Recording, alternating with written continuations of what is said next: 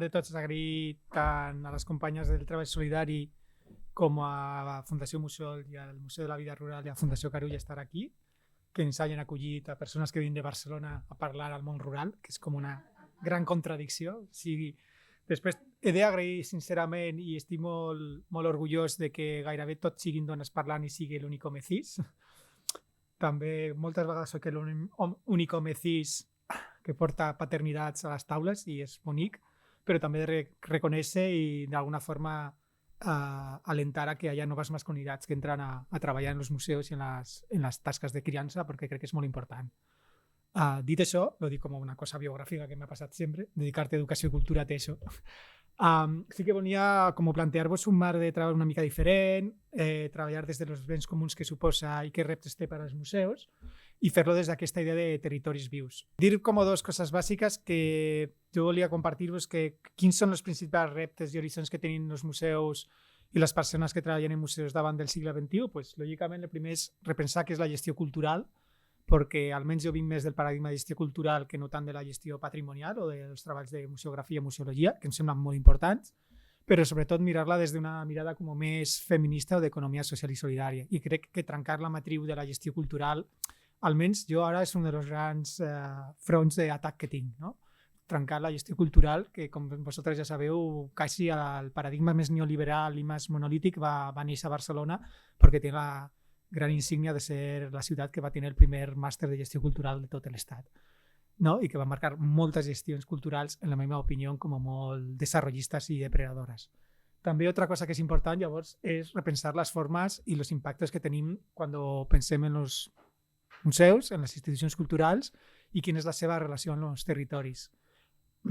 A dia d'avui el que faré, passem a la següent, sisplau, és plantejar-vos com dos parts. Una us explicaré què són els béns comuns com molt ràpidament, que torno a dir, venir aquí a parlar d'això és com molt contradictori, i més a més he vist que en el programa del Museu de la Vida el 21 de desembre, si no m'equivoco, teniu com una xerrada de béns comuns, o sigui que era com, bueno, pues vale, em sap molt greu, em tomo ja la culpa.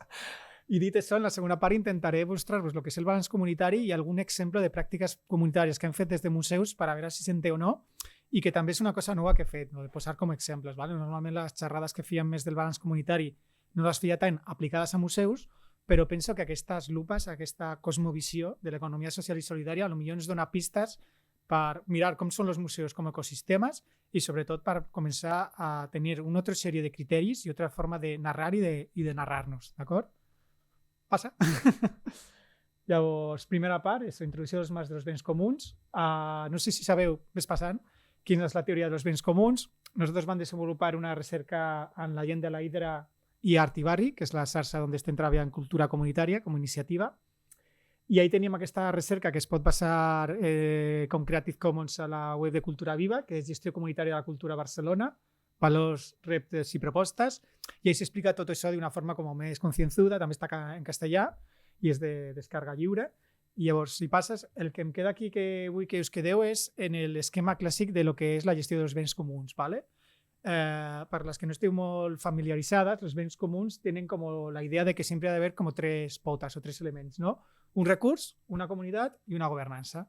El recurs del bé comú normalment és el que la teoria més clàssica que Leni Ronstrom és l'economista sueca que va estar aquí a València, a Andalusia i a altres terres va estar com recercant molt en les cofradies i en altres formes de gestió comunal, denominar aquest bé que volem explotar o que volem produir, però no per a un ús de consum propi, sinó per a un ús comunal. Llavors, penseu que aquí ja no estem parlant de produir una cosa per benefici, sinó de l'ús d'una cosa per a un benefici col·lectiu, per un ús que realment després tindrà un usufructo, però aquest usufructo no és un benefici capitalista, sinó que és una distribució comunal. Clar, aquí estem pensant en termes precapitalistes, que això és com molt important, abans de la construcció de la fàbrica i fins i tot abans de la construcció de la relació de lo que és el salari. No? Dit això, qual podria ser el recurs en un espai de cultura comunitària, un equipament cultural? Pues pot ser un equipament, pot ser un solar urbà, pot ser una festa popular o podria ser també un patrimoni o un museu, no? Per què no? Jo lo deixo aquí, És com, torno a insistir que és el primer cop que intento fer aquest exercici de traducció al que és l'àmbit del museu.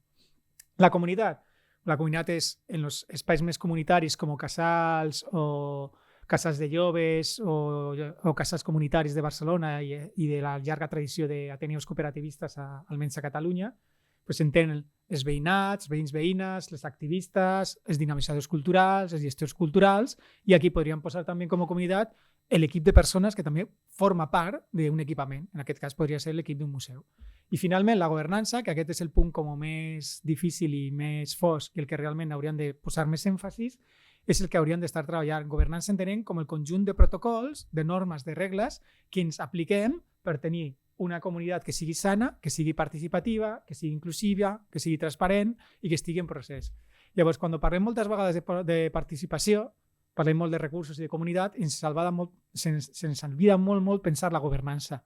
Que la governança són les formes d'un bon govern perquè aquesta participació i aquestes condicions puguin realment tenir un èmfasis en un bon ús d'un recurs i en una comunitat sana.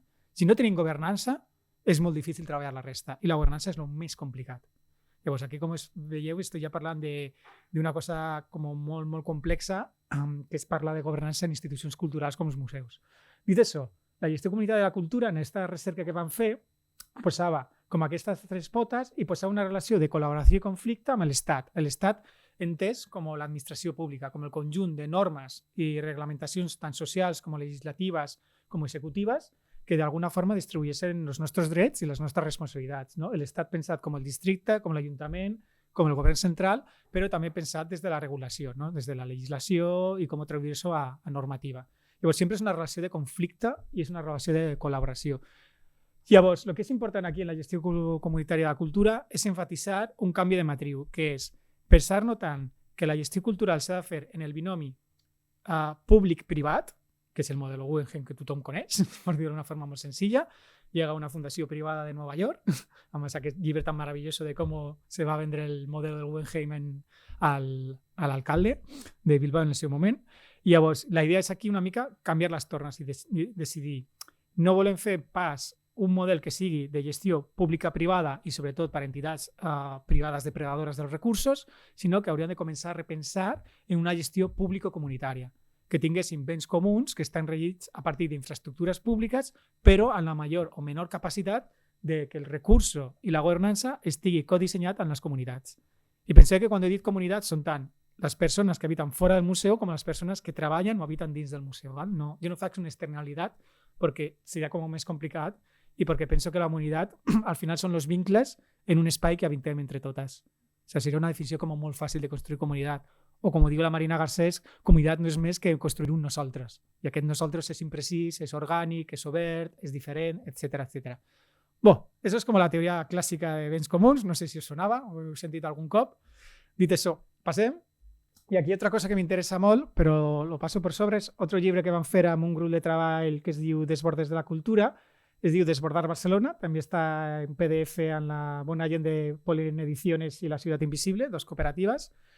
I amb ells, amb aquest llibre sí que ens interessava molt la idea de desmarcar la ciutat i jo diria també desmarcar el territori, no?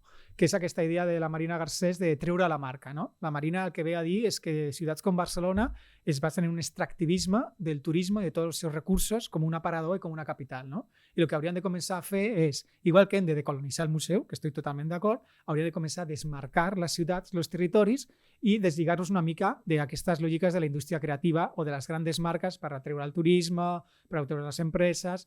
Només pensam en termes de desenvolupament econòmic sobretot desenvolupament econòmic neoliberal, ¿vale? Perquè existeixen altre tipus de desenvolupaments econòmics, socials o sostenibles. I bueno, seria com una revisió dels marcs de polítiques culturals. Aquest llibre que van fer com a modo de Wikipedia, és un llibre, unes 100 pàgines molt senzillet, és revisar en 4 grups activistes com la genealogia i les altres històries de les polítiques culturals i les polítiques urbanístiques de Barcelona i construir com una altra història, no? Una contragenealogia que ens donés més per parlar d'ecosistemes cooperatius i no pas de territoris depredadors o territoris neoliberals, perquè sempre que pensem en Barcelona pues pensem en el MACBA, en el CCCB, en el Front de les Cultures, en el turisme, però se'ns obliden altres fenòmens que són més invisibles, més comunitaris, més reproductius, més feministes, que també estan presents. D'acord? Aquest llibre li aniria molt bé una revisió feminista i queer. Això ja lo deixo aquí. És de fa ja 7 anys i lo deixo així com una de les grans contradiccions. Dit això, passa palabra, anem a la següent. Economia feminista en la cultura, altre terme que m'interessa molt com treballar i que suposo que després ja les companyes ho tocaran més si s'ha tocat diverses vegades.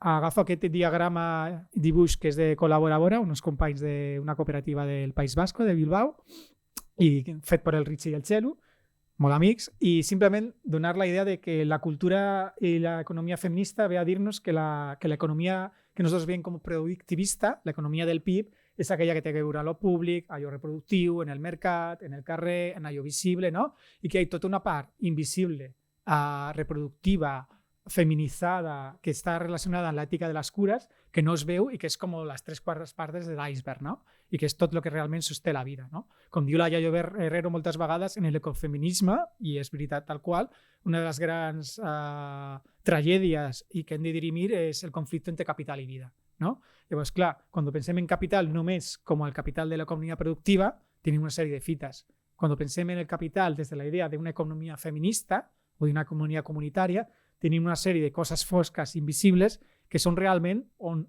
els projectes, les persones i les vides seran sostenibles. Clar, quan pensem en un museu, ara faig com una metàfora i una traducció seria, pensem molt en termes productius de número d'activitats que hem fet, número de públics, número d'exposicions, i sembla que és com l'aspecte productiu. I és l'aspecte, a més, que sempre ens demanen subvencions, que ens demana l'administració pública. En canvi, mai pensem nombre de vinculacions, nombre de, jo què sé, de taules en les que estem presents, processos de cures, les 4.000 reunions que hem hagut de fer perquè aquestes dones vinguin al museu, no? I l'únic important és que hagin vingut 4 dones, però potser hem hagut de fer 20 reunions i 14 negociacions, no? I és aquesta economia invisible o reproductiva la que d'alguna forma reivindiquem quan parlem d'economia feminista de la cultura, val? Que és com de nou un exercici de traducció d'algunes urdimbres, no? D'algunes eines que ja el món rural i el món ecofeminista està treballant des de fa temps. Passa palabra. Llavors, una de les grans reptes que tenim ara seria plantejar-nos, aquí està el Caliban i la bruixa, a mi sempre m'agrada posar la traducció en català, Caliban i la bruixa, no? Que en resum, perquè és un llibre de 400 i pico pàgines històric que va canviar a moltes persones que havien de moviments socials, vull a dir el que es veu allà una dona en una manifestació del 8M de fa temps, no? Que som les netes de les bruixes que no vau poder cremar, no? I és aquesta idea de que les bruixes d'alguna forma eren les cuidadores dels béns comuns, de los saberes comunals, no?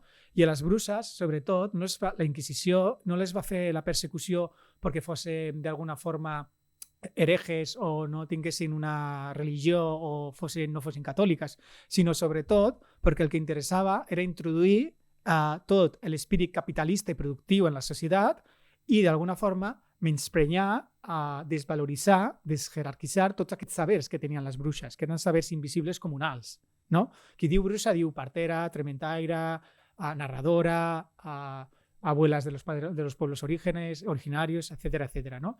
Tots aquests sabers, d'alguna forma, van desaparèixer i la gran pregunta que sempre ens fem nosaltres és quines són les cuidadores de los béns i de los sabers comunals actuals? Quins són les bruixes de los museus, no? Lo deixo com una pregunta. I estaria molt bé preguntar-nos això, perquè, i agraeixo molt a la Gemma que l'ha posat abans, perquè està el tema de què cuiden els museus, no? Des de les que neteguen l'entrada, fins les que fan feines d'acollida, fins les persones que estan treballant en departaments educatius, que totes, per la construcció social en les que vivim en un món masclista i patriarcal, normalment són dones. És a dir, la reproducció social en la institució cultural està feminitzada i això és un problema. De fet, és una violència. Una mica agafant el fil de la companya d'Euskal Herria. Llavors, quan pregunto qui són les bruixes del museu, tampoc vull mitificar, però sí que em pregunto d'alguna forma quines són aquestes tasques reproductives que totes mantenim en els museus, que no estan reconegudes i que, a més, moltes vegades, i ara sí que ho dic clarament, la forquilla del pagament i la retribució no és igual, no? O sigui, no és igual el que cobra un director d'un museu, que a més normalment és la figura d'un home, que el que cobra la persona que cuida dels nens i les nenes quan entren, la persona que està a l'entrada, o ja no es dic la que fa la netella dels lavabos, d'acord? Llavors, si hi ha una forquilla salarial tan gran, també vol dir que hi ha una jerarquia de sabers, no? És dir, que qui té el saber més gran perquè cobra més, farà que aquesta institució sigui més jeràrquica, perquè tindrà l'última veu i tindrà tota la governança, no? Llavors, aquí hi ha com una reflexió a fer-nos que és com podem distribuir-nos les tasques de cures reproductives, per una banda, i com podem d'alguna forma reconèixer tota aquesta feina invisible, no? Tota aquesta matèria grisa que existeix i que és clau per poder sostenir la vida. No? L'economia feminista ja no està dient. Pues la meva pregunta és quina és l'altra part de l'iceberg que no veiem, que està en tots els museus i que no és veure a l'exposició, que són molt vàlides, insisteixo, i com dispositius són molt vàlids i importants, sinó tota la feina reproductiva que hi ha darrere. D'acord?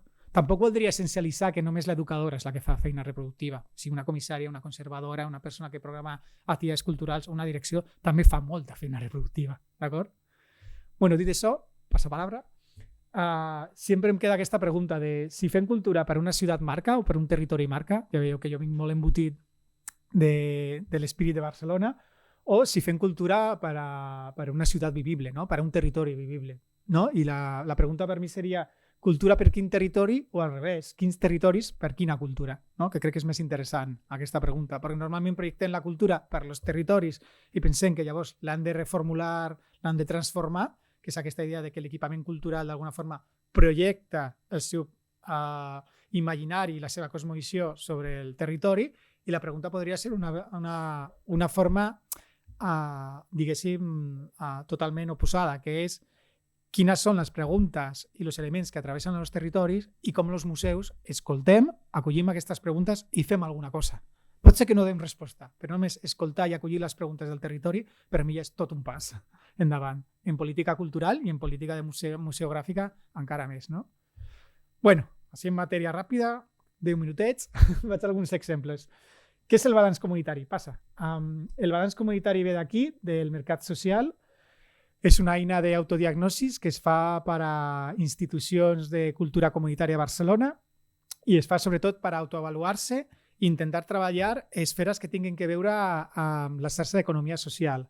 No sé si alguna de vosaltres coneixeu el mercat social i el balanç social. Algun cop heu vist algun producte del mercat social, que normalment aquí són la CCPAE, no? Llavors, tu quan compres un producte de tomàquets ecològics, si està confederat per la CCPAE, tu saps que ha passat una validació col·lectiva que té unes condicions laborals, unes condicions de retorn, unes condicions d'arraigo, per la qual aquest producte és ecològic, però també, i això és molt important, respecta el territori, respecta les persones involucrades en la seva producció. No? Llavors, aquestes externalitats de compra d'aquest producte, d'economia social i solidària, és el que, d'alguna forma, el balanç comunitari està intentant fer en equipaments, sobretot de cultura comunitària. Val? Llavors, jo ara us mostro el que seria el balanç comunitari. Passa palabra. Esos son como los 4 eixos. Eso va ser un procés d'un any i pico. Jo vaig participar des d'una plataforma que es diu el Teatre Arnau Itinerant, de la qual soc part, que també és de gestió comunitària, i se va intentar una mica agafar els elements del mercat social i passar-los a infraestructures urbanes, sota aquesta idea de existeixen els béns comuns urbans, val? Perquè els béns comuns, com ja he dit abans, venen de la terra, venen d'allò rural. Llavors, la transició a una ciutat costa molt, però el que se va intentar és agafar aquests elements. Llavors, la part de dalt són els elements interns, cap a dins de l'organització o institució, d'acord? I la part de sota són els externs. Externs, doncs tenim la vessant d'arrelament al territori. Doncs treball en xarxa, intercooperació, si es fan accions de les necessitats del barri, accessibilitat, diversitat de les persones usuàries, públics, etc. Relació amb el teixit associatiu veïnal, relació en equipaments i serveis i la intercooperació. D'acord? Tots aquests elements normalment es tradueixen, que és un ho he dit al principi, en una bateria de preguntes. I el balanç comunitari té una part que és com un 70% d'ítems que són quantitatius. Això és molt interessant. No són qualitatius, són quantitatius. Llavors, t'intenta d'alguna forma, aunque sembla com una contradicció, mesurar de forma quantitativa economia social i solidària per entendre com estàs treballant l'economia i el teu ecosistema. Val? Llavors, aquestes són les externalitats. Impacte retorn social té que veure amb processos d'apoderament de ciutadania activa, en la visió que se té de la comunitat del projecte. Val? Ahí es pregunta, per exemple, si hi ha una narrativa conjunta sobre l'equipament, si la gent fa difusió o comunicació o és una persona externalitzada, si hi ha un imaginari i s'avalua l'imaginari comú de la comunitat sobre aquest equipament, el foment de l'economia social i solidària, si es treballa en empreses o serveis, economies comunitaris, que tenen que veure més amb el llibre intercanvi, és a dir, que no estan marcades o direccionades per un intercanvi econòmic, per euros en aquest cas, si existeixen dinàmiques comunitàries de participació i si existeix consciència social i incidència política. Com es medeix això? Per exemple, consciència social i incidència política es pregunta en quantes campanyes del teu territori has participat? Anomena-les, pum, pum. I en quantes has sigut partícip, l'has codissenyat o l'has liderat? I tu poses, aquell any he participat en 4. Bueno, ja tenim números de coses. M'explico? És una traducció quantitativa de valors socials que ens dona també pistes per entendre en quin moment estem. És una eina sobretot d'autodiagnosis, però també serveix després per a poder narrar d'altra forma les coses que estem fent. D'acord? Aquestes són les externes que en museus i en treball comunitari jo crec que hi ha com molta feina feta i molt desenvolupada, però jo sí que voldria també comentar-vos les internes, que són molt més complicades. No? I què són aquests elements interns? Democràcia i participació. Doncs ahí tenim, existeix una diversitat de la base social, abans parlaven d'això, no? De què passa en els col·lectius minoritzats i racialitzats. No? Jo faria la pregunta de no només si venen o no al museu, sinó nosaltres nos hem fet aquestes preguntes en alguns processos educatius i comunitaris, i és, quan nosaltres treballem amb artistes o creadors, aquests artistes i creadors són racialitzats com les comunitats en les que volem treballar? O són com jo, un sujeto blanco, cis de privilegio, que anirà a fer-les un taller de teatre social? Aquí ja tenim un problema. Llavors, aquesta pregunta, que nos la va fer una persona ja fa 3 anys d'un programa d'interculturalitat molt potent al Centre Cultural del Born, ens va replantejar que a partir d'aquest moment treballarien sobretot amb creadors i creadores i agents comunitaris racialitzats, perquè era l'única forma de fer ponts i perquè si no estarien d'alguna forma sostenint un privilegi. D'acord? També ens podríem plantejar-nos en la diversitat de la base social quin tipus de diversitat tenim. Si la diversitat és racialitzada, és de gènere o fins i tot és interseccional o té que veure amb diversitats ja més de persones no oients, diversitats funcionals, etc. I també un altre tipus de diversitat de la base social, i jo diria també fins i tot de los equips, tindria que veure amb una pregunta que jo he sentit molt de les companyes del Regne Unit i també d'Alemanya i que jo crec que aquí en 10-15 anys potser comença a passar, i és quantes persones racialitzades tenim en els equips de museus? Tenim alguna? No. Quan això passi jo crec que serà un gran canvi. La companya ja parlava del poble romaní, o sigui que imagineu-vos. Per què dic això? Perquè, per exemple, a dia d'avui, des de la meva santa ignorància, que jo no sé molt de museus i he estat més treballant en centres d'art contemporani, en el seu moment, en el Centre Cultural Conde Duque, per exemple, la persona referent de comunitats és una persona xina racialitzada. Llavors, això té molt de valor en el sentit de com podem fomentar un tipus de dinàmiques comunitàries. Per mi és un dels grans reptes, lo deixo aquí, ¿vale? Com pregunta. També tenim tot el tema de presa de decisions, gestió de poder, com es fa comunicació interna-externa, rendició de comptes, transparència, quin tipus de qualitat de participació tenim, o sigui, com participa la gent, si participa només perquè ve una assemblea i ja està, si està en comissions, si participa només en tallers, si participa en presa de decisions, d'acord? O sigui, com això són ítems que es poden quantificar. I després el quart sector o àrea seria cures de les persones, processos i entorn. Aquest va costar molt i a més va haver moltes tensions en com finalment es definia. Al principi era més com cures de los entorns, de los contextos, però vam veure que d'alguna forma a l'hora de construir tot es necessitava com que seria necessari un creuament entre persones, procés i entorn, com una cosa inseparable, no? I aquí tenim temes de sostenibilitat ambiental, que jo crec que en aquest sentit en molts museus s'està treballant ja tots els temes d'impactes ambientals, la sostenibilitat econòmica, de viabilitat, la cohesió social, que és molt important en el sentit de si les persones realment tenen dinàmiques per fer equip i per construir-se com a grup de treball, la diversitat del personal, quin tipus de sostenibilitat col·lectiva tenim, en el sentit, per exemple, si hi ha un protocol de cures de l'entitat o de l'espai en el que tenim, si hi ha espais informals de cures que són importants perquè la gent pugui d'alguna forma fer pinya, etc. No? Quines són les condicions laborals? Una gran pregunta per tothom. També per les entitats d'economia social i solidària, ojo. I també l'última que us anomeno aquí, que és la perspectiva feminista interseccional, no? Com des de qué punt de vista s'està treballant i si existen protocolos, criteris, indicadors. No? Això és una matriu molt gran. Jo el que es diria és, tranquils, això no és com, no hem de complir tot això, ni molt menys. Jo crec que, a més, les entitats que estan fent això a la SEC no ho compleixen. Serveix una mica per tenir uns criteris. Llavors, tu vas contestant les preguntes que et van fent i serveix per tindre, per una banda, autoconsciència, narració i avaluació del que estem fent, però, sobretot, al mateix temps, per construir altre tipus de narratives. I adonar-te que quan estem parlant d'una transformació social, la transformació social no és només que vingui gent al museu, que és molt important, o que vingui gent a altres cossos o diversitats, sinó que són aquestes 4 àrees, d'alguna forma, interrelacionades, les que podrien fer que canviessin les institucions, ja sigui una institució comunitària o ja sigui una institució cultural. És dir, que arrelament al territori, impacte i retorn social, democràcia i participació i cures de les persones, procés i entorns, són 4 eixos que estan constel·lats també, que no es poden separar, val? I que pensar-lo des d'allà ens podria ajudar molt a replantejar cap a on volem anar si pensem en un museu del segle XXI o del segle XXII. D'acord? Lo deixo com a preguntes, o sigui, tampoc estic aquí com un rotllo de Si no feu això esteu penalitzades i no sou museus sostenibles ni treballeu per la justícia global, sinó més que res és com un exercici de traducció. Com de temps? Superbé. Va, 5 minuts i ja paro. Pues dono 2 exemples de coses que hem fet nosaltres, però petits així, passa.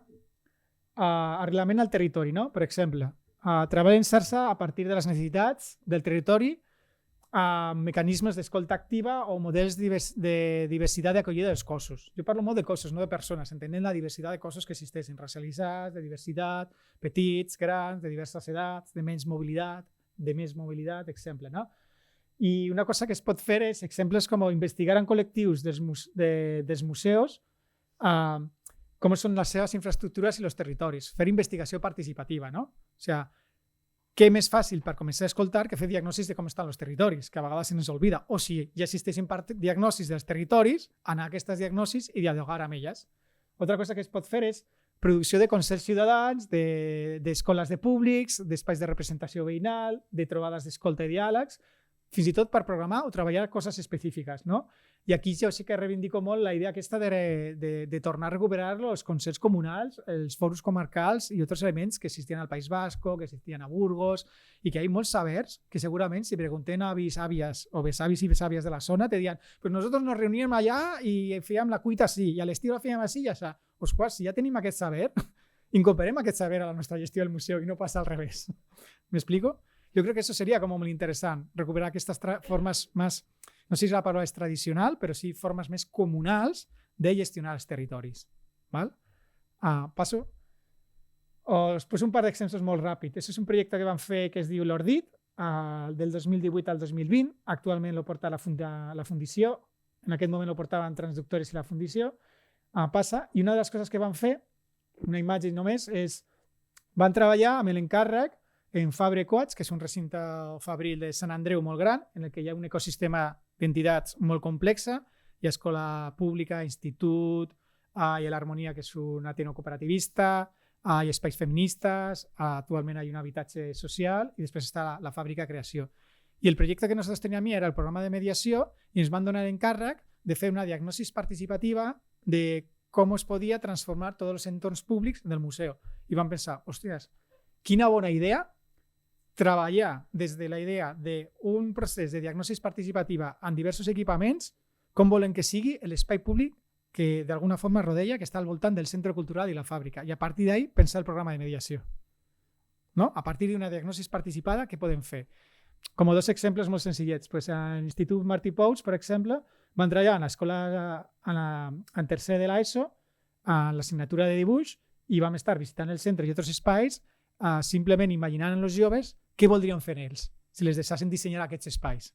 Llavors, clar, sortien més espais de lates de Coca-Cola, wifi, espais de chill, no? No sortien tants els espais que els adultocèntrics ens pensarien que serien els ideals per als joves, no? Llavors, és una col·laboració amb una eina artística, que és dibuixar, per pensar un ús de l'espai públic.